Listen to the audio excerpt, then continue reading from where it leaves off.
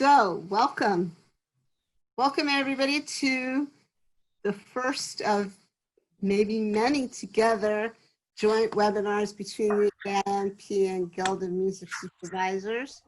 We want to thank you all for signing up and joining us.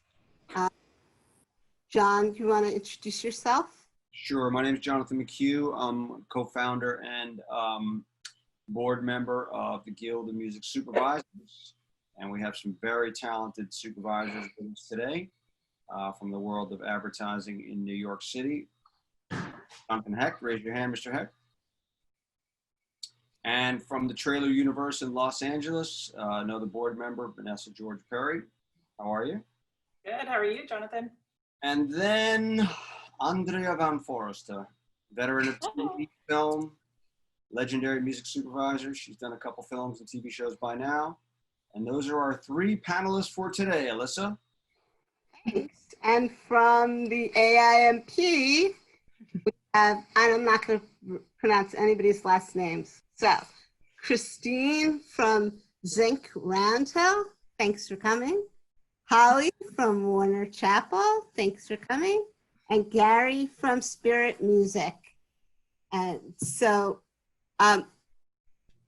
the AIMP does these webinars once a week, every Thursday at 5:30. So if you check our AIMP.org website, you'll be able to see which ones are coming up in the future. Next week's webinar is being prepared by our Nashville chapter, and it's how creatives are operating in the new normal. It's about publishers and songwriters, pop and country, and how they're working during this time in creating new songs and getting their works out to people. So with that being said, I'd kind of like to just go around and have each person introduce themselves, tell everybody what you do and how you got here in your career. So we'll start alphabetical with Andrea going first. Hello. I have been going in music supervision for 20 years, and my company is Firestarter Music. I work on shows like Yellowstone and Queen of the South. Also worked on 500 Days of Summer and Valley Girl coming May 8th. It's a musical reinterpretation of the original. I got into supervision accidentally. I was a film student at USC, double minored in music business and music recording, and then just sort of kept getting music jobs. So my first music job was actually at Disney, working in the soundtrack department for live action features. Then went on to work in just about every single department of Disney music, working in payment processing for shows like Felicity and Scrubs. And then went on to work for supervisors like Kevin Edelman and Charles Raggio and Alex Patsavis. And then I went independent in 2006. So it's been 14 years now. And I do film, TV, and online projects. Thank you. Christine, could you tell us a little bit about yourself? Sure. I'm currently at Warner Chappell, focused on pitching for advertising and building up our covers that we have on hand, whether they're owned and repped by us or just located by us.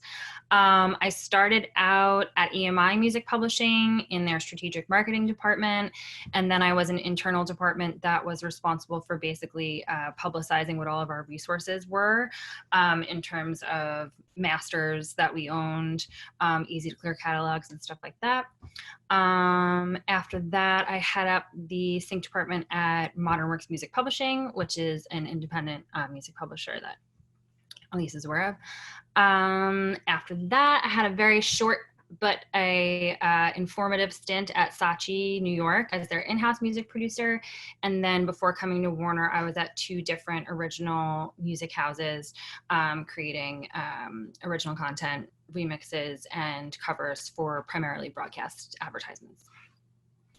Thank you. And I'm sorry, I confused the companies between you and Gary, you get to go next if my alphabetical order is correct. I think you nailed it.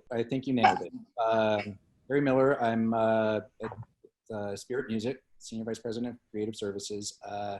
In my third year, prior to that, I spent a mere 20 plus years at Universal Music Publishing. And prior to Universal Music Publishing, I was at a company called The Clearinghouse. Alisa, I think that's probably when you and I first crossed paths, way back then even. And You don't have to tell anybody how old we are. well, I don't know that we got started when I was 3. So, I just enjoyed my 32nd birthday. But yes, I look, I was an aspiring musician. How did I get into this? I did a couple, when I did finally, decide I need to go back, finish up the school thing, and then we can take it from there. I ended up doing a couple internships. One was with Warner Chappell, one was with Chick Corea Music. And the internship with Chick Corea Music is really how I happened upon this film and TV music game. A woman named Carol Sue Baker was in the studio and had a company, and they were representing a few labels, and they needed some part-time help. And her partner, Michael, I'm spacing on his name, but anyway, I took a part-time job with them, and they mentioned this company called The Clearinghouse, and how they had a friend, a guy named George Malloyan, who worked at The Clearinghouse, and through The Clearinghouse met all the publishers and labels. So I made note and sent them a resume and ended up getting a job, and it was one of those, like, I'll do whatever you need me to do. So I did that for a year and just kept an eye on what role it was within that company that would expose me to the most people, and that was clearance. So I really didn't get into the creative part of my job until 2008. The prior 18 years really was a focus on clearance and licensing. So that's a bit about me.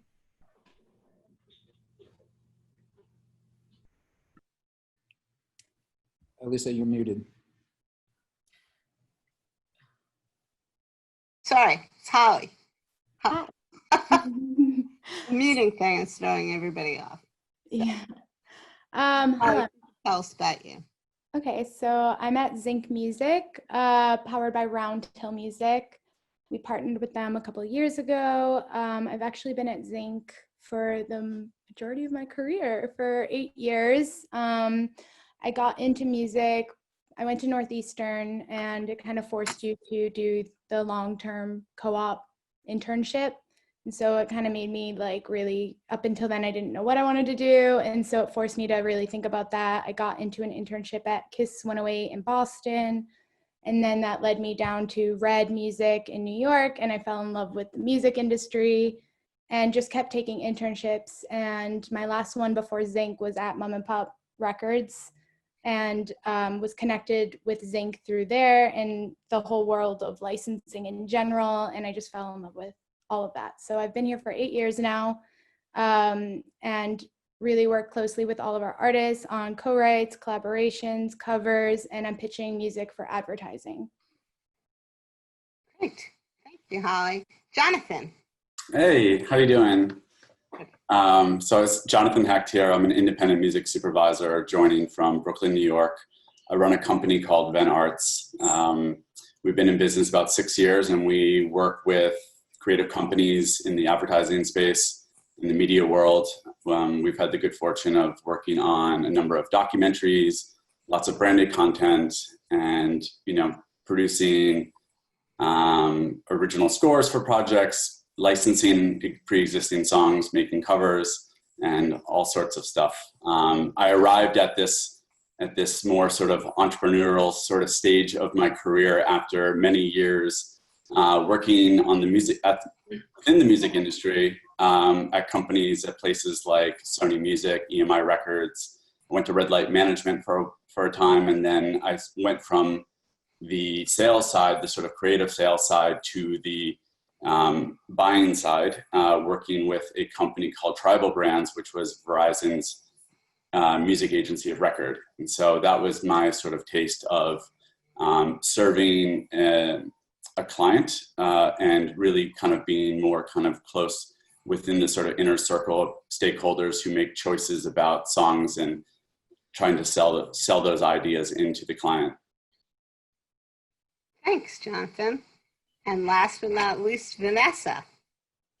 Hi, everybody. My name is Vanessa Perry. I have been music supervising for almost over 20 years. I started out back in the day in 2000 at Entertainment Tonight as an intern, and then worked my way up the ladder, I should say, to music supervision, and never thought that it would take me into this direction. But I jumped into trailer music supervision at AMP Farm for 7 years, and then I became the music director at Aspect. Back then it was Aspect Ratio, and was there for a good 5 years as the head of the department there. And then I ventured on my own, and I've been freelancing ever since, and just recently started my own company, Girl Squad Music, and still music supervise, and usually mainly for trailers, but I've been diving into other things lately. So it's been kind of challenging and fun at the same time, and super exciting. And now I'm a part of the GMS. I mean, I've been a part of the GMS since its inception with trailers and being on the committees, but now I'm actually a board member for the Guild of Music Supervisors. So I'm very proud of that. And Alisa, let me just jump in and just throw a guild shout out. Obviously, you know, as an organization, nonprofit like AIMP, we have a category called Friends of the Guild. So if people are interested in knowing more and participating more in the Guild and getting our newsletters, just go to the guildmusicsupervisors.com and check out Friends of the Guild. It's definitely something that, you know, again, we had, Alisa and I had competing panels for 4 weeks in a row.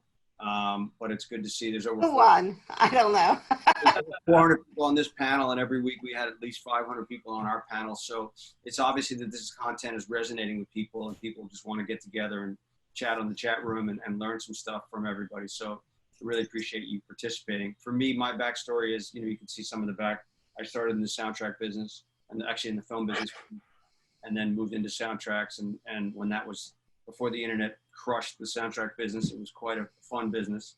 And then through that, I morphed into music supervision when I was at A&M Records and started in that world. And then I've just kept doing that over and over and moved into producing and directing. But I had a new animated show just get announced yesterday with Tiffany Haddish and Pete Davidson. That's called The Fabulous Furry Freak Brothers, which will be a lot of fun. So yeah, obviously the mix of music for film, TV, and movies has been my life for the last 15, 20 years, and I've loved it.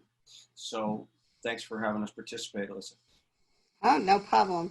I guess I'm considered a unicorn. I'm probably one of the few people left that's been working for the same company for over 30 years. And I'm a magical unicorn, by the way, just so that you know. That I work with a lot of organizations, and I'm the chapter president of the AIMP in New York. And again, as I mentioned before, our website is aimp.org, and we welcome everyone to sign up, be a songwriter or an independent music publisher to join the organization. You can join up and attend any of our webinars and events. Hopefully we'll be having events coming up in next 6 months or so, and we all look forward to getting back to that. So the way that we run these webinars is kind of throw out questions to specific people, not necessarily people, but groups in this instance. It'll be like a music supervisor question, but we really want everybody to jump in. So the first question for music supervisors is, you know, why do you use covers and how do they help you? Who wants to go? Jonathan. Yeah, I'm just happy to sort of kick off. I think a word that comes to mind is help sort of contextualize the work that we're the picture and the story and the narrative and the voice. And I think that's, and the time period. I think that it offers at the very least those opportunities and also the opportunity to create new IP. You know, I'm sorry, but I really want to take a step back for 1 second and just explain what a cover is. And Christine, since technically your job is to create covers for your company, what do you define a cover as? I think good covers usually categorize as a reinterpretation or a reimagination of an original song. What a cover is can get a little bit gray. Sometimes the initial version of the song isn't as popular as something that comes after it that makes it a hit. But yeah, any new use of existing music and lyrics is technically a cover. I think covers have changed a lot over time. I think in sort of the early days of the music business, it was much more common to, if a song was a hit, to have multiple people record it even at the same time or in the same couple of years. And you're seeing us revisit that a little bit now, like in the internet age and whatnot on YouTube and things like that. But in terms of commercial releases, that doesn't seem to happen quite as much anymore. I mean, what I've read about the days prior to when I got into the business, you know, the role of the publisher really was to, these song pluggers would go around to, you know, chase down big bands, and, you know, you'd want them playing your songs. That's how something became an evergreen. You had as many people covering your songs as possible. And I feel like, you know, kind of drifted away from that a bit, and artists started kind of doing their own thing. And yeah, I think there is a bit of a resurgence to it, because I think people want a connection with that past. You know, covers bring an immediate familiarity, certainly if it's a well-known song. And I think there's opportunities for the not so well-known gems that are out there as well. Don't write them off.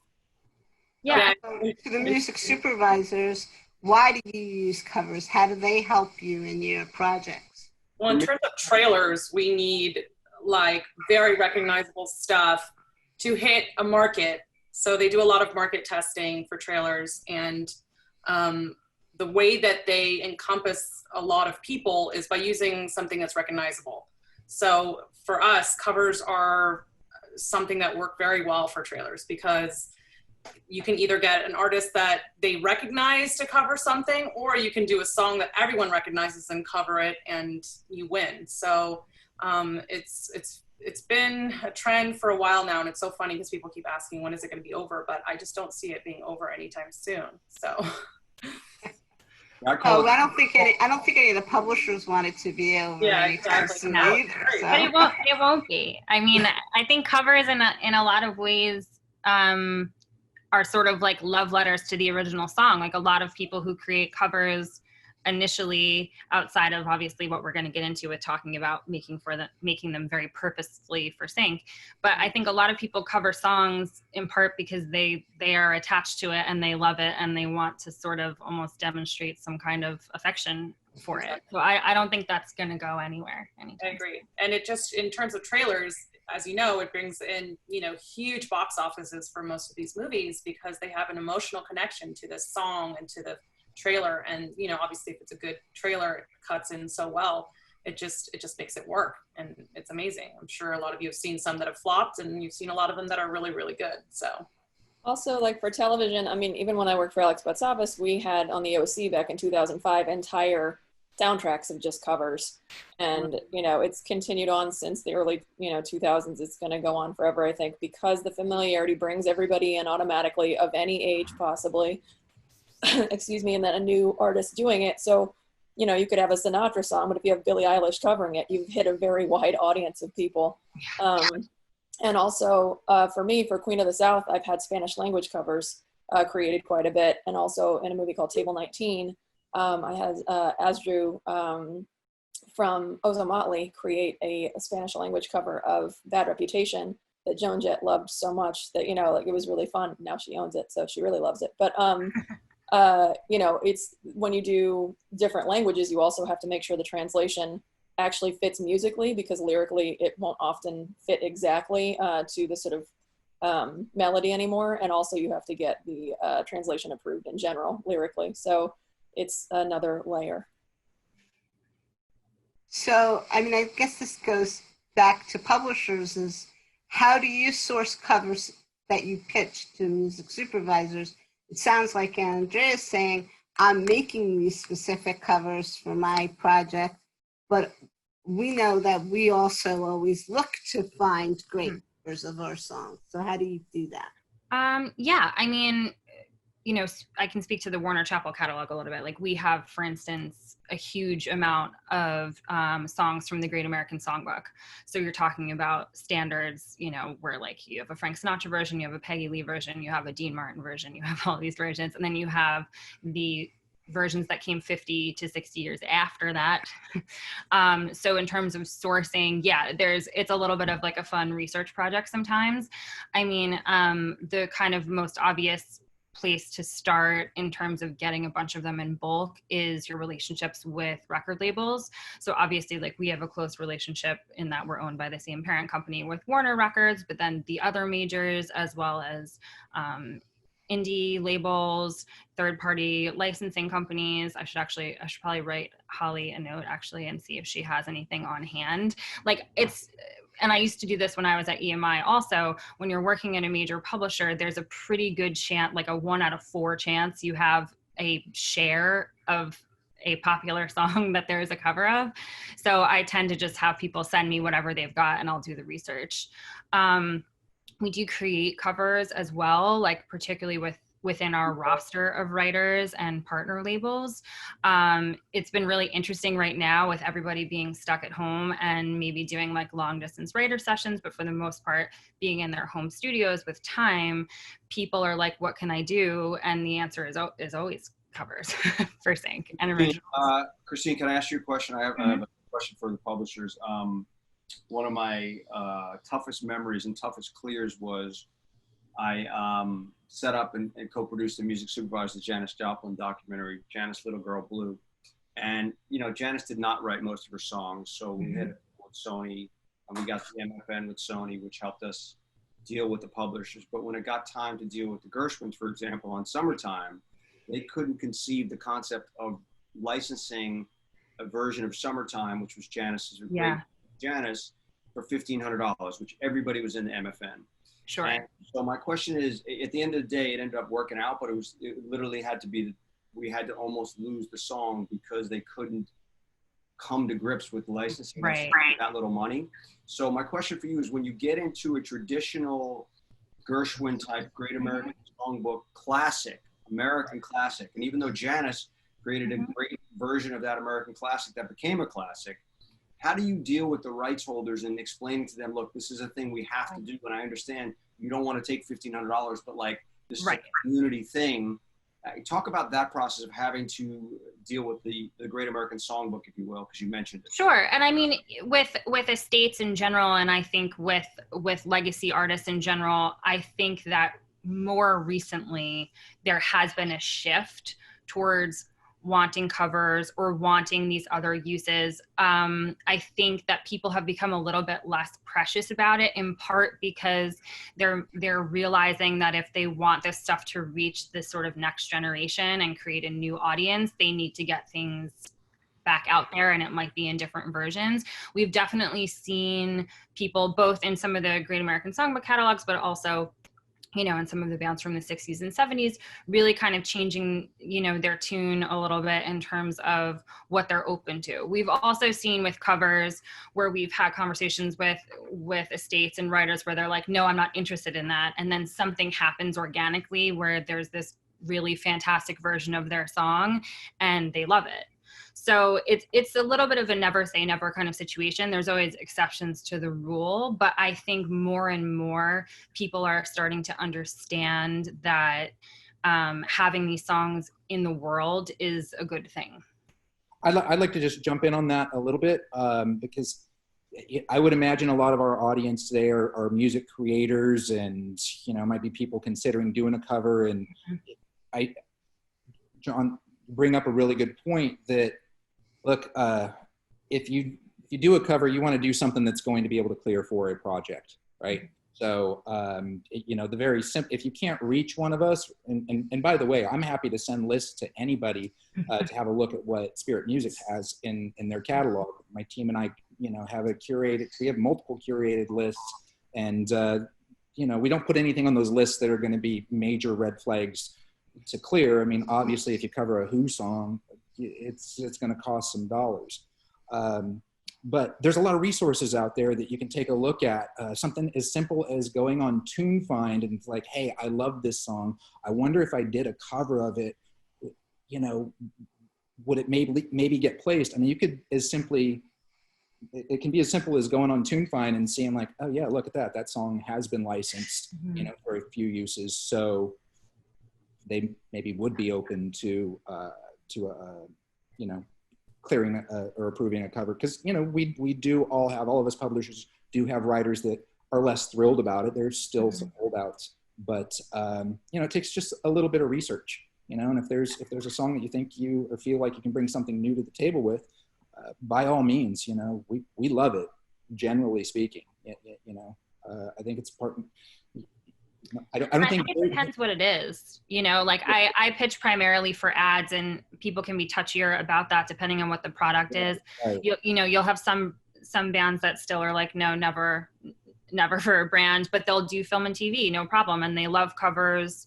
And I think they don't love, like, all covers aren't created equal, right? Which I'm sure is what we're gonna get to here. I think it's really important that if you're creating a cover, like, while yes, there is a possible like monetary upside to that, I think the things that tend to do well, particularly for film and TV and ads, are things that still have maintained sort of the heart of the song, or they have sort of their own like soul and something to offer. I think the kind of Sync factory versions of these songs, you know, maybe the Gershwin estate is going to be like, thanks, but no thanks. You know, I think that if it's something that's compelling and emotional and makes them happy to listen to, then it's a different conversation. Well, I just want to chime in for a second that I think a lot of it depends upon whether or not the songwriters are also the artists.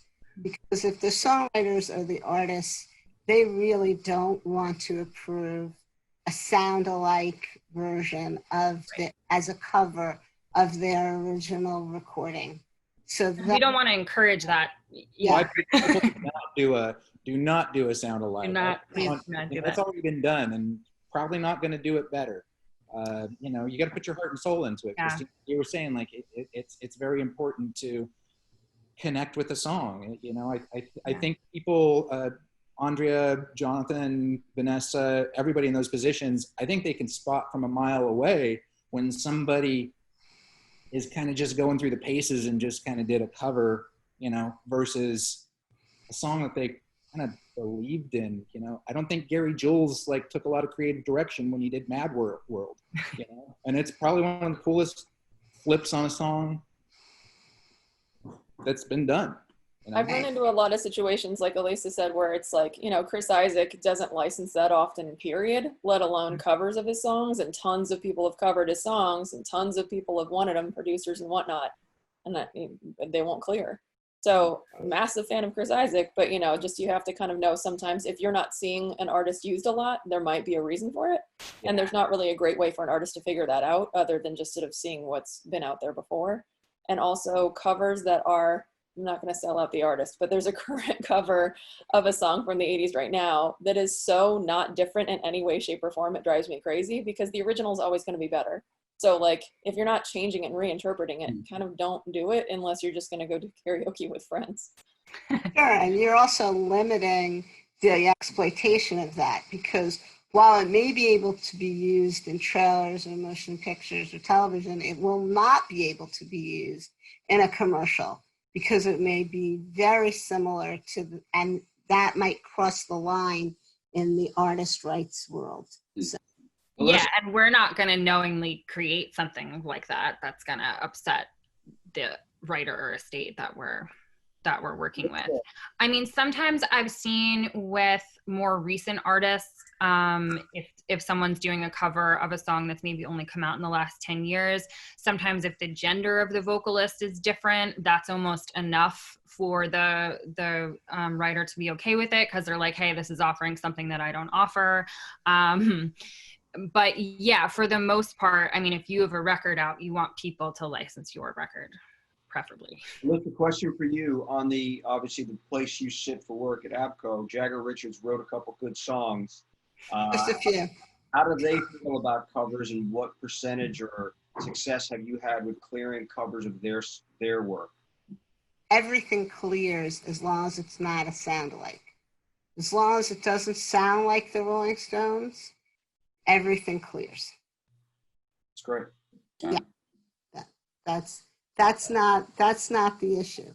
We understand, as do all music publishers, that we need to make that move to reach that audience. That people aren't re-recording the same songs over and over again as they did in the 30s and the 40s.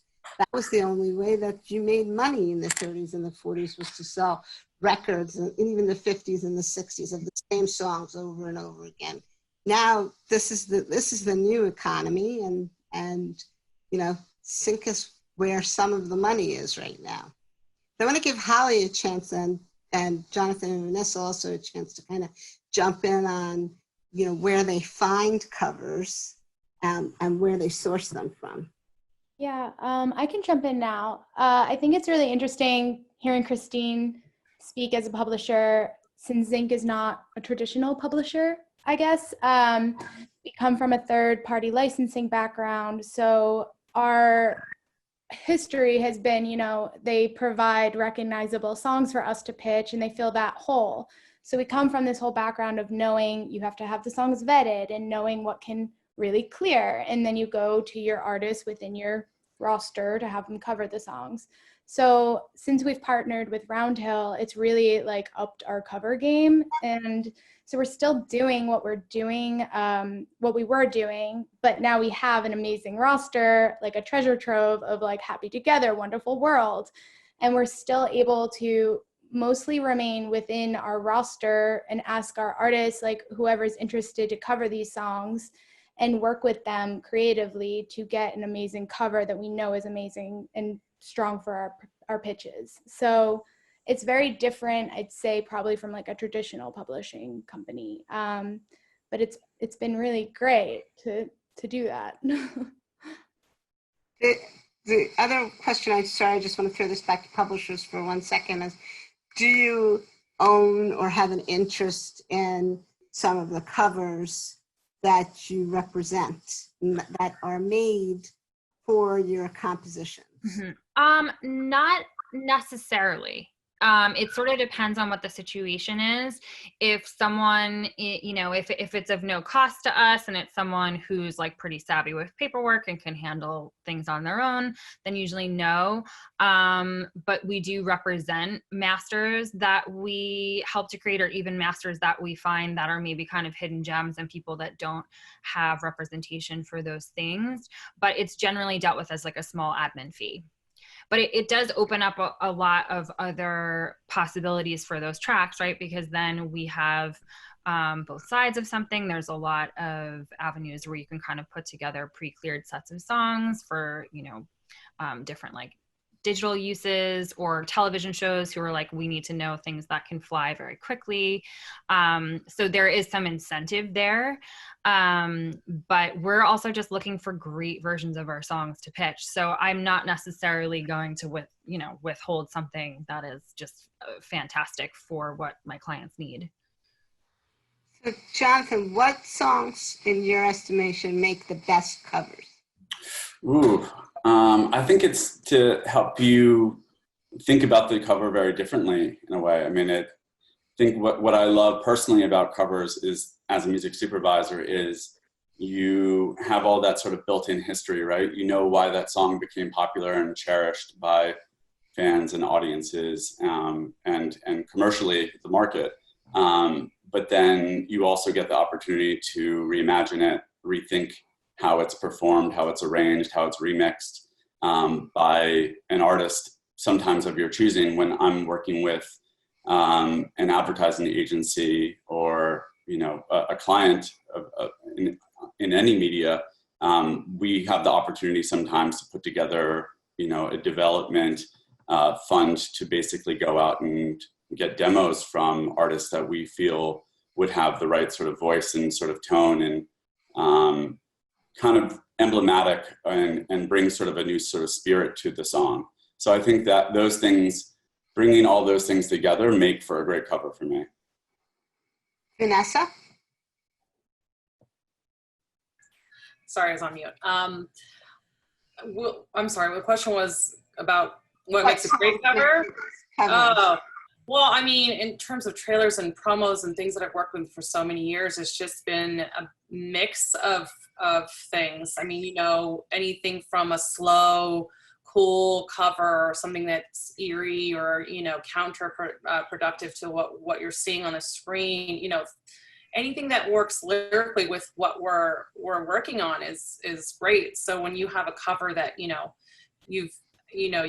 it just fits, you're just like, you know, this is it, this is amazing. But, you know, obviously you have to search for those. And also we have some that we've used many, many times. So it's kind of hard to find something original and new. And that's kind of the fun part as a supervisor, is digging through a lot, and also, you know, hitting up our publishers and our friends at Zync and stuff like that, where you know, reach out to those contacts and see like, okay, does anybody have a cover of this? Or I'm looking for these lyrics, I'm looking for this feel, this is the tone of the movie I'm working on. And you know, we get a lot of help that way. Also just digging and researching, and also when a producer sends you a link to some YouTube obscure cover that you're trying to find. So there's a lot, you know, there's a lot. And then there, you know, it depends on what you're working on and what people are giving you, really. I want to jump in on that. So recently there was a documentary I did. It was all about immigration. It was called The All Americans, and about the dreamers and the kids living in East LA.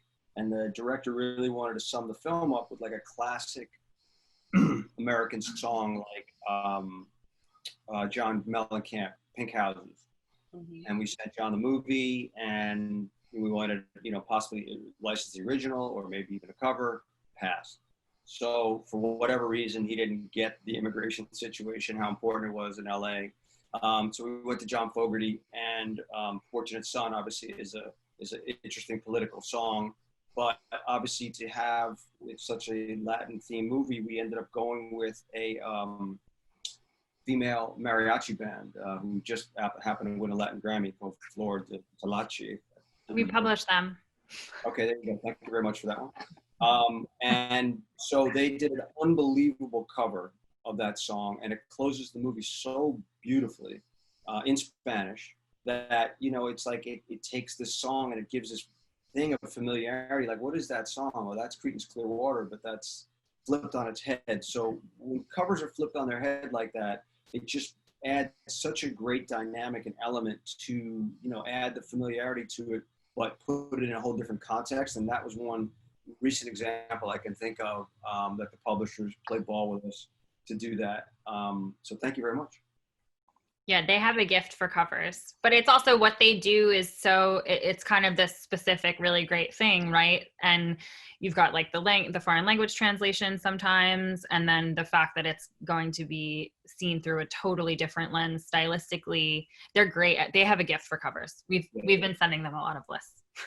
I have a question kind of just to float out to the supervisors, because I think we have a cross section here, you know, Jonathan with the advertising, Vanessa, trailers, and Andrea, you know, more TV and film. Particularly Jonathan and Vanessa, I feel like trailer supervisors reach out more and are looking for covers, but Jonathan, I feel like advertising more often than not, they find the song first, and then the agency and or the music company they're working with endeavor to have the version they want created. Does that ring true? Or yeah, I think that's fairly accurate. I think when you're making, if we're talking about a well-known song, you know, budget is always obviously a consideration. So is that an investment that the client's willing to make? And then do we want to then go and explore this further? So I think that there's, you know, kind of a best practice is really to check in with a publishing partner to make sure that the song is in fact, you know, available to re-record or to find a pre-existing cover of the song. And just starting that conversation there is always best. But there are instances, honestly, where, you know, just a cover that was researched as part of an overall kind of music exploration, you know, can sometimes turn that sort of light on for a client or a creative partner, and they'll make that happen. It's not always in every situation where the cover is central to the idea. Right. And then Andrea, I would assume that on the film and TV side, you're probably more open to, or just covers that exist out there have a better odds of finding a home in film and TV. For what I've worked on, it's actually been more stuff that we created, because Really? usually we found the song we really liked, and then a version that we liked didn't work. So, you know, either it was changing the language, or, I mean, the number one easiest way to make any cover more, you know, just different from the original is change the gender, you know? So it's like, if it's an originally male song, make it a female vocal, all the rest of it. So like in Valley Girl, because it's a reinterpretation of the original 80s movie, it's set in the 80s. We have Deep Valley on camera, and they do Space Age Love Song and A Million Miles Away, both from the 80s, and also actually Obsessed with You. So, you know, we have these really great covers, and, you know, we knew we loved them and we knew we loved the songs, but we didn't necessarily know that we were going to have them do the songs. And we kind of looked for different versions that might be out there already, and they just didn't work the same way. The Deep Valley has a very specific sound. And then, you know, I have used covers definitely before that obviously already exist, because there's a massive sea of them everywhere, and obviously love getting pitches from publishers and labels and whatnot, and from artists directly, or their, you know, party agents, whatever. But for most of what I've done for at least the last 5 years, we've had things created. Like, also we had Giorgio Moroder and Rainey Shockney were our composers on Queen of the South, and they got together with the singer from Kitten, and they did a cover of One Way or Another. The exceptionally lovely part about that is that Giorgio Moroder was a writer on One Way or Another, the original one. So it was a lot easier to clear. Yeah, I mean, for our trailers, usually we're kind of in the same boat where we do get a lot of them from what is already created, but we also have, if we have time, I mean, you know, trailers are a little bit quicker with a turnaround. So that's why it's great to always have a batch of things to go to and also present. And it could be a week or a month of just, we need more, we need more, we need more.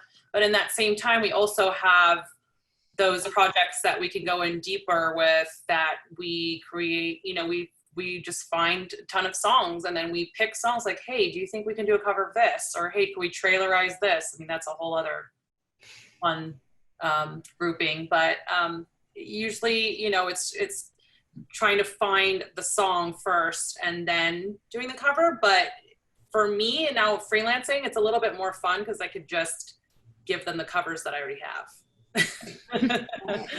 So, I mean, in that vein, when people deliver things to you, do you want them to deliver not just the recording, but the instrumental of it, parts of it, so that you can... Oh, yeah, that's always great. Yeah. That's always great. I mean, it's not necessary, but because I can always go back and ask, but it's always good to have stems of your work, or, you know, instrumental or vocal versions. I just, it's not necessary, but it's always great to have. I mean, editors really like the instrumental to cut around, especially for trailers. Actually, I'd like to add in, somebody just mentioned how many stems, just because on that topic. Yeah, not all of them. No, I mean, usually just instrumental and vocal is really great. If sometimes you get somebody who's like, I don't like this, you know, piano in here, or I don't like this drum in here, what can we do? You know, so I will go back to the artist or publisher and say, hey, do you have, you know, this stem? It's not necessary to deliver all of, you know, 50, you know, stems of a cue. So I want to go back to what somebody asked in the chat, because I think it really needs to be addressed, that when we're talking about covers in this way, we're talking about alternative versions of the exact same song. If you're making any major change to the song, you're changing the lyrics other than gender change. You're adding lyrics, you're adding a rap, you're adding material to the song, adding other songs together. That is not a cover, that is considered a derivative work. And derivative works become much trickier in clearing, and the ownership of that becomes a lot muddier. So that's not what we're talking about here. We're really talking about a straight reinterpretation of an existing composition or recording. I got to tell you one thing that's just sparked my memory of that. And I didn't even know you when this happened, but this is an unbelievable story. Oh no, it's one of my stories. Okay. I was working for Jive Records. I got a call on a Friday one day, and my boss, Barry White, says, hey, Britney's going to be in the studio with Rodney Jerkins, Britney Spears, that is going to be in the studio with Rodney Jerkins, and there's nobody. Know it already. No A&R can take it, right? So basically, I go to the studio, I pick her up, I go to the studio, we get there, and Rodney and I are talking, I'm reading the lyrics, and I go, Rodney, it's a song called Satisfaction, which many of you might have heard. And I said, Rodney, Britney can't sing this song. He goes, what are you talking about? I go, well, she's 16 years old, maybe 17, and the lyrics are, can't smoke the same cigarettes as me. And then there's one other line about white shirt or something like that. And so he goes, well, what do you want to do? I said, well, we certainly can't call Jagger and Richards and go, hey, guys, we'd like to change your song, but we have to change the tense and we have to change this line because otherwise she can't sing. I don't even remember what it was for. But so basically he and I changed whatever we had to change to make it palatable for a 17-year-old Britney Spears to sing. And so, yeah, I had to rewrite Jagger and Richards. So please don't penalize me. Well, 30 years later. I actually do remember this because I haven't. We never discussed it. Blamed for this. I didn't know who was to blame, but you know, we got a little bit of leverage out of this. She changed the words without permission, and for everybody else that's watching, you're not supposed to do that without asking. Gender. It was a weekend. I couldn't reach you. Do not change the words without asking. So. But in that context, like when you have a song that's not singable for somebody and they need it to be changed to be believable, you still need permission. Listen, all these years later, I would like to wholeheartely on behalf I will of tell you the backstory afterwards, because there is. There's a big, and there was also a thing where Britney did that song at the MTV Awards. She sang it that year at the MTV Awards. And I believe they asked Mick Jagger about her version, and he said, who's Britney Spears? That's why, you know what, I did try to tell you, and they didn't answer the phone because Mick and Keith didn't know who Britney Spears was. That's right. Now I remember. It's coming back to me now. Okay, good. So moving on, those are some of John and my stories, but I would like to hear your stories on sync wins and sync sinks, you know, the ones that don't make it out the door and the problems that you've had. So Gary, you're smiling, so we can start with you and you can tell us your favorite cover story. Mine are all wins. I wish that was true. Yeah, no, you shot us this question beforehand and I thought about it a bit, and you know, I do have a few and I'll try and tell them as quickly as possible. One of them was back when I was at Universal. We had 2/3 of the NXS catalog. We did not have Michael Hutchence. That's a Warner Chappell jam there. But I happened to be speaking with essentially their manager at the time, and I touched on the covers thing. And that evening I was going to Hotel Cafe to see a band called Welshly Arms, their position music band. I love the guys. Actually became friends through all this, but having that conversation early in the day, talking about NXS, I'm a fan of one of their songs is Need You Tonight. I saw the band that night and I was speaking with their frontman, Sam, and I said, dude, you guys should do your thing to Need You Tonight, which they did. About a week later, and about a week after that, we had a fantastic placement on the HBO promo that was pushing 6 figures. So, you know, I consider that one a win. And what I really love about it is how organically it happened. And then one of my other favorites is Gabe Hill, for a music supervisor that, you know, many of us know, hit me up, and he wanted to talk about covers. He's like, I got all these musicians that, you know, got studio time and we want to knock out some covers.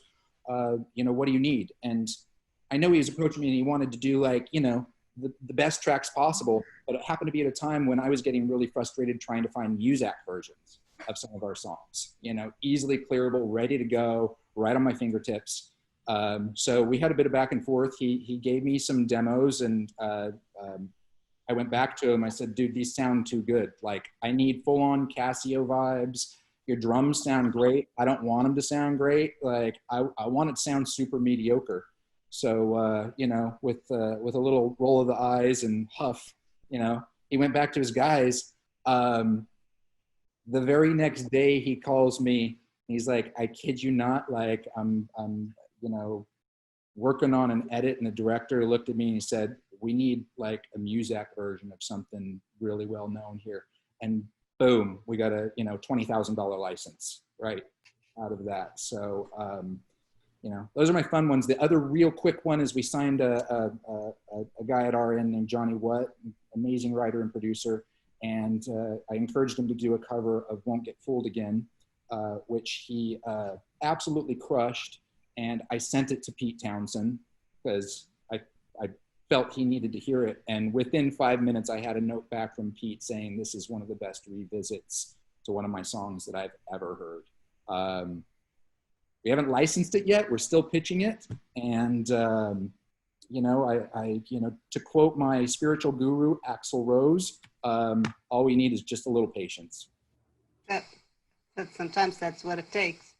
Andrea. I think, I mean, I've used a lot of covers. I kind of already mentioned most of the ones I really like. I have had quite a few situations where I couldn't use anything. So Chris Isaak is one that has come up like 5 times. And then another one is I worked on the 2 White Stripes documentaries, Under the Great White Northern Lights and Under Nova Scotian Lights. And, you know, Jack White obviously is a big fan of music, but very often does not approve. So with songs that he's covered by other artists like Burt Bacharach and whatever, of course, they would want the sync. And then he usually turns it down when people come to them to clear it. So when it came time to going to them to clear it for his documentary, there was a less than warm reception. So there was a lot of mending fences to with a lot of people to get them to say, you know, yes, just because they were like, okay, well, if we say yes to this, then maybe they'll say yes to the next one that we bring to them. So there's a lot of mending fences with certain things, especially with documentaries. But I think I've had other covers that were in until the mix, and then somebody changed their mind after approving. And I won't say who, but I will hate them till the day I die. And so it's been interesting. Oh, Vanessa? It sounds very similar to what I was going to say. But, you know, it's a tough battle in terms of placing covers. I think in trailers right now, we have more of trailerizations that are really big right now. So it's more of like amplifying the songs that we have. There are a lot of covers, but and I can't even think of how many that I've tried to produce with, I know that there's been some questions about like who I use. Obviously we use people that we, obviously artists or composers that we know do a quick turnaround for some of these. But there's just so many that are just left on the cutting floor, and it's just so hard to get that one to finish, you know. And especially with trailers, you have 5 different companies, trailer companies or advertising, motion picture advertising companies working on one trailer for Marvel, say, big, you know, Wonder Woman movie, that you you have a tough time and everyone's trying to pull covers and everyone's trying to think of songs and everyone's trying to do stuff and work with their composers and musicians to make these covers, or go to the publishers to see if they have anything, and everyone's grabbing straws, and there's that one straw that like makes it. So, you know, we all have those stories where like, we made it, you know, we finished a trailer, and then there's just so many that you're like, oh man, you know, down to the one where you've finished this, you thought you're finishing a song with this unknown artist, a cover, and then turns out that the movie studio didn't like that artist, and they just go ahead and grab their own artist and redo the whole cover with their own musicians and whatnot. So there's those stories, and then there's stories where you actually, you know, pick a cover, place it, and it makes it, and you're just like, it's the best day ever. So, you know, there's just the up and down of placing music, and sometimes it could be awesome, and sometimes it's kind of sad. Holly? Yeah, I'm going to talk about one that was kind of recent, and I would say it was more of those, like, one of those dream scenarios with the cover. We were seeing a need, you know, world vibes are very popular right now. And we asked one of our artists, Jarena DeMarco, to cover Happy Together. I mean, we gave her a few suggestions. This happened to be one of them. She was into it. So she ended up doing a really cool, quirky pop, like Dominican, like type of style electro cover that used half English lyrics, half Spanish lyrics. And so it was like really inclusive, really cool, a complete flip. And we were able to place it within like a few months of pitching for a Stars promo. So that was like one of those like fairy tale stories with a cover, because there are so many cool ones that you're like, oh, it's so amazing. And you're just waiting for the perfect spot to come along. And so it was really cool to have that one work out so quickly. That's great. Jonathan? Yeah, I hadn't even thought about this one until this moment. It's a song, a recording that I came across that I didn't even know was a cover until I investigated it. I'd say maybe 5 to 6 years ago, the Carolina Chocolate Drops, a North Carolina sort of string band, did a recording of a song that was originally written and performed by a self-taught South African guitarist who had sort of a small sort of viral fame because he was captured sort of in his sort of township area of South Africa performing this song using a teaspoon in his mouth. And it's sort of this like teaspoon sort of side technique that he developed on, I guess, entirely on his own. And the guys, you know, at Carolina Chocolate Drops, I guess, came across the video and did their own arrangement of it. And that song came to my attention for a Subaru project, and we licensed it. And it was pretty wild getting to go sort of deep into the story of the song and this guy and his sort of connections to South Africa, and negotiating with a South African publishing company directly, and making sure that you know, that the artist or the original writer was aware that this was going to happen, and that he was also prepared to receive such a large sum of money as well, because I don't think he had any idea that licensing of his song could actually even be a possibility. Probably not. In our territory, they probably had no idea what was, yeah. Yeah, so it was a very like feel good story. I felt like you know, we don't always get the opportunity to put money in the hands of people who aren't out there doing this commercially. Christine? It's a really good one. Yeah.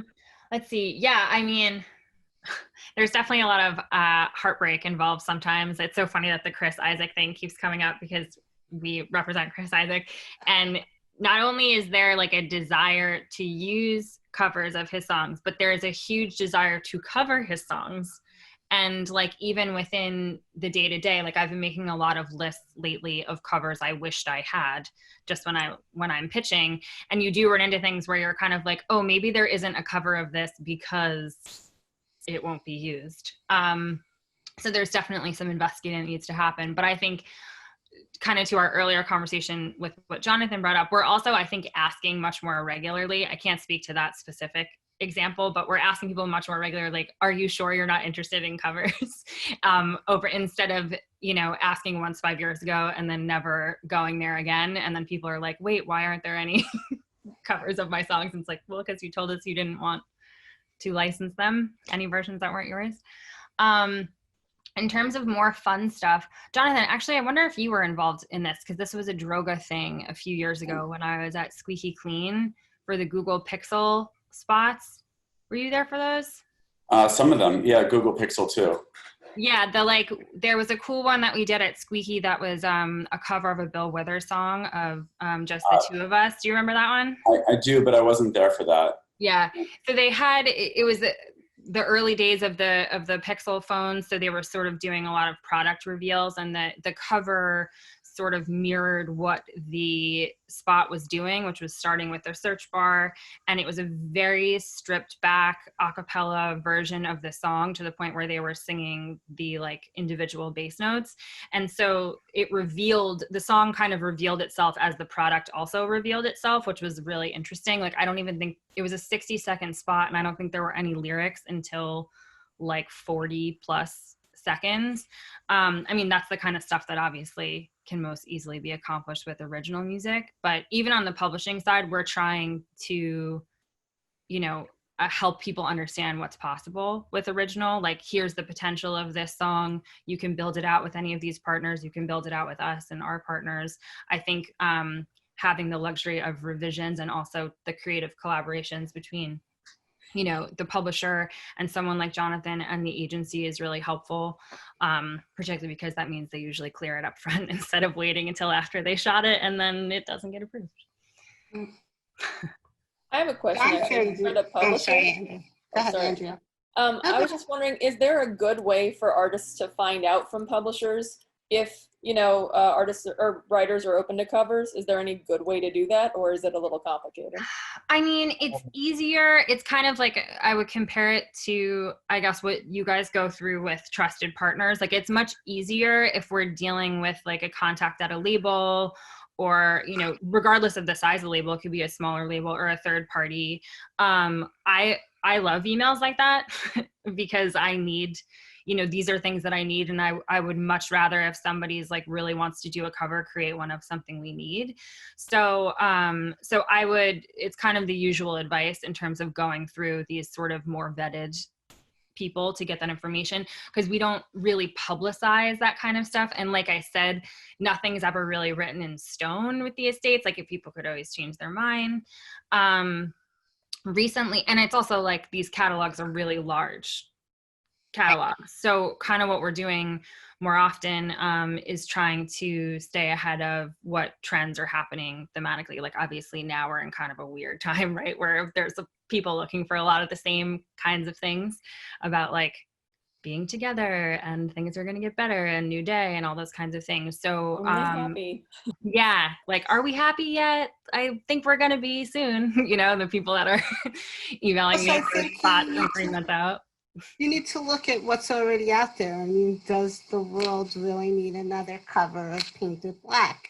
Maybe not so much as if you dig down into the catalog and find, Out of Time doesn't have a cover, or, there's plenty of songs that have less covers that are just as compelling, and that music publishers and songwriters are looking to promote the breadth of their catalog than just the same. I mean, we know that the standards are compelling because people instantly recognize them, but there are good elements in all of those other songs, whether they're lyrically or musically, that are still key and important to helping make great covers. Yeah. So dig. Yeah. I mean, we have instances where we have 100 versions of the same song and then 0 of another song. So it's dig deep. And I'm always happy to, if anybody, you know, can or wants to track me down, I think information's out there, but I'm happy to lob a list out there that my team and I have created. And, you know, there's no surprises on there. You know, these are songs that, you know, we'll get deals done. You know, we want to see stuff happen. And, you know, I think it brings, you know, great covers. Look, let's face it, great covers bring value to our catalogs. That's right. And Right. And, you know, I have a story. I have a story where, you know, we have to support the artists that are creating these great covers. There was a producer who made an unbelievable great cover of a song. They wanted it and sent it to me for a trailer. The film company came in and said, you know what, we really like it, but we're going to re-record it almost exactly the same way it is, but get a major label artist to put it in. And I had to say to the studio, I won't authorize the composition unless that same producer and artist who worked on it gets to work with the major label artist. So don't, you know, we have to keep supporting the people that have these creative visions to turn things on their side. We have to help them make things better time and time again. We can't discount what they've created and put it to the side. Jonathan, do you have any favorite cover stories?